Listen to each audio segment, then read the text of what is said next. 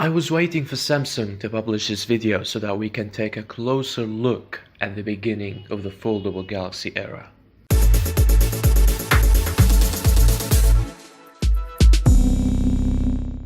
To be honest, I wanted to do a highlight video of the Unpacked event, but I worried about copy strikes. Plus, there wasn't really anything new to talk about, except some hands-on footage of the Fold and its price tag. But that's how things work. New tech, high prices. And don't forget it has 6 cameras and 12 gigs of RAM. It's a premium package in its first generation. So let's take a closer look. If you wanted a tablet that can fit in your pocket, here you are, 7.3 inches of beautiful dynamic AMOLED display. But when it's more convenient to use a smaller display like in one-handed situations, the device folds inwards and gives you 4.6 inches of display.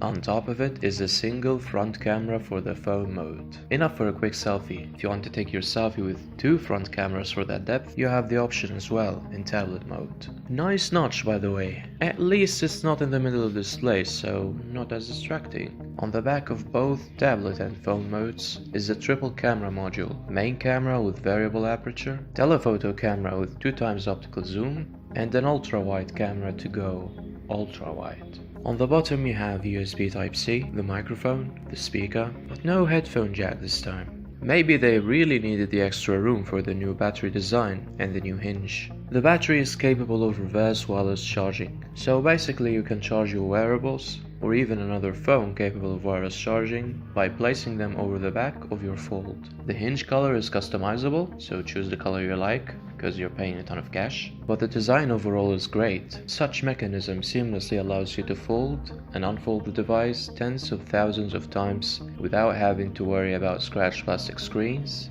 or a device that feels unstable in the hand. On the top is another microphone and the speakers, because it has stereo speakers with Dolby Atmos.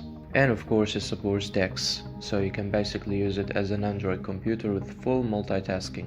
You have that 12 gigs of RAM and half a terabyte of internal storage. By the way, it doesn't have a micro SD card slot. But remember the Galaxy S6, it didn't have it either. And I think it will be coming back with the Galaxy Fold 2. I'm really excited to see where this new kind of tech will take us. Because 10 years ago, we didn't think smartphones will go from this into this.